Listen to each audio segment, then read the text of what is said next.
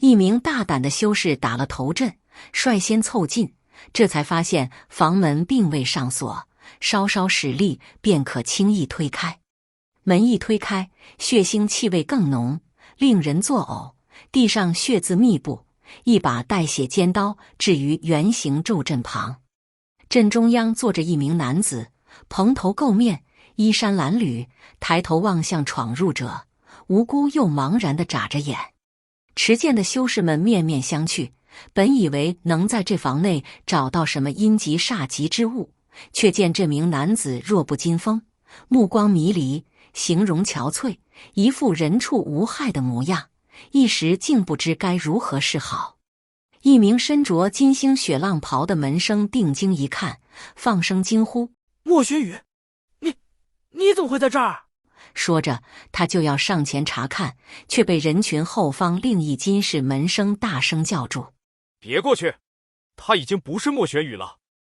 众人循声回头，见那名出生的门生如今正低头看地，地上的血渍大多扭扭曲曲，龙飞凤舞，狰狞丑陋，乍一看全是皱纹，可若是细看，会发现在皱纹的层层覆盖之下，赫然是几个大字。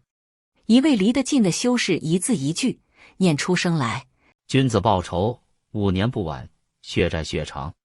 此言一出，众修士齐刷刷提起一口气，握剑的手皆收紧了一分。一名反应快的修士从袖中抽出一张崭新的缚仙网，二话不说，脱手飞出，将那阵中男子紧紧缠住。男子惊叫出声，连连求饶，叫苦喊冤，网绳却越裹越紧，绑得他无法动弹，几近窒息，嘴里却还是念叨个没完：冤枉啊！救命啊！你们还有没有天理了？还有没有王法了？什么夷陵老祖，我不是啊！还说不是？地上的血字不是你写的？5年？那位狗不就刚好死了5年吗？还有脸称自己是君子，真是笑掉我大牙！男子哭天抢地，撒泼耍浑：怎么就认准是我写的了？你看见我写了？你看见了？你……再说了，你们有点骨气好不好？有点脑子好不好？这么几个谁都会写的破字，就把你们吓成这样了，就觉得是夷陵老祖回来报仇了？你……就在此刻，一名修士飞奔而来，站在门口大喊：你们怎么在这儿？大事不好了！所有人赶快前去点金阁。陇东来报，驻守瞭望台的修士一夜之间死了5名，他们都说是夷陵老祖回来报仇了。魏无羡登时眼前一黑：不是吧？有没有搞错啊？他还没来得及感受重生的喜悦，一口黑锅就从天而降，正中他的天灵盖。魏无羡被这天外飞锅砸得晕头转向，恍然间就让在场修士拖进了点金阁，往地上重重一扔，恰好膝盖着地，疼得他哎呦直叫唤。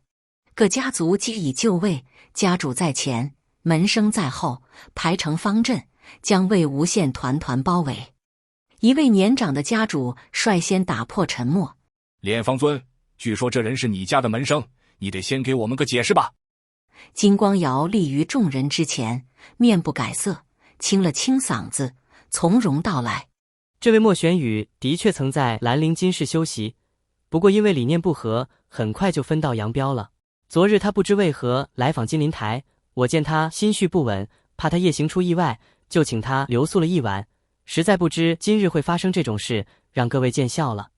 这话说得漂亮周正。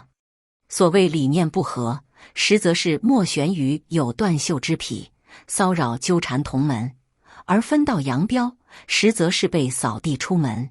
方才魏无羡一睁眼，看见地上邪气迎天的法阵，知道自己是让人给强行献射了。又见身边到处是皱巴巴的纸团，上有墨痕，便收集起来读了一读，东拼西凑，差不多拼凑出了莫玄羽的生平。大致明白自己处境后，他赶紧毁尸灭迹，可刚刚销毁完纸团，还没来得及处理满地的皱纹皱阵，就被一群修士抓了个正着。这时一人接话道：我看那位狗就是想回来的轰轰烈烈，特意挑了清谈会这等盛世场合，好给我们个下马威。刚一回来就连杀5人，简直无可救药。那几个惨死的修士都曾参与乱葬岗围剿，跟那魏贼结过梁子，如今在外驻守瞭望台，眼看他们孤立无援，那魏贼就趁机去报仇，真是又卑鄙又下流。当年乱葬岗围剿，只要是个长了2条腿的修士，都去凑了热闹。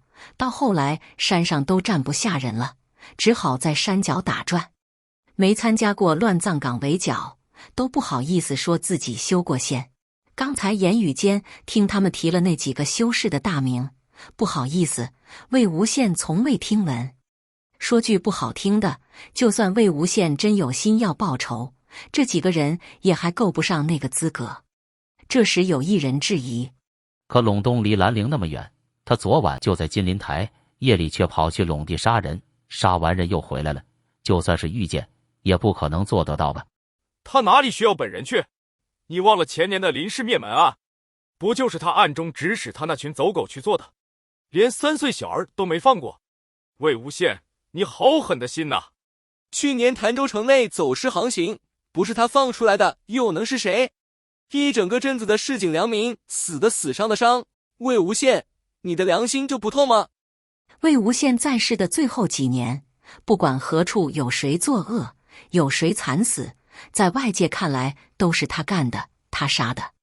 就算不是他亲手所为，那也是他暗中授意，指派手下去的。没想到如今他老老实实死了5年，脏水还是往他身上泼。莫非这世间当真良善至极，除了他就找不出其他恶人？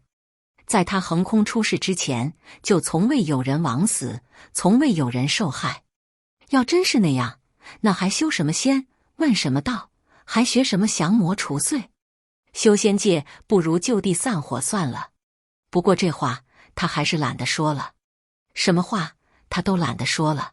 怎么不说话？心虚了？你看他还在笑，真是恬不知耻。正话反话都让他们给说完了，还让他说什么？别说是笑，在他们眼里，自己恐怕连呼吸都是错的。不得不说，重生那一刻，魏无羡多少有些兴奋，毕竟这么久没活过了，突然活一活还是挺新鲜的。可刚过这么一会儿，他竟然就有种活腻了的感觉。上辈子虽然短暂，可该经历的、不该经历的，好像都经历了一趟。现在又回来一看，人间也没什么新东西，无可留恋，也不值得他再走一遭。魏无羡静静待在负仙网里，如同一只被捕的鱼，听天由命，任人宰割。身后议论声不绝于耳。有人提议将他烧了，有人觉得这样还不够，应当将他五马分尸，再用他阴邪至极的残躯去镇压尸山。有人未雨绸缪，已经开始思考各家应当如何分工。这时，一名年轻门生想挣个头等功，趁乱拔剑，剑尖直指魏无羡的咽喉。长剑出鞘，一道白色剑芒袭来，杀气腾腾，晃得魏无羡闭上了眼。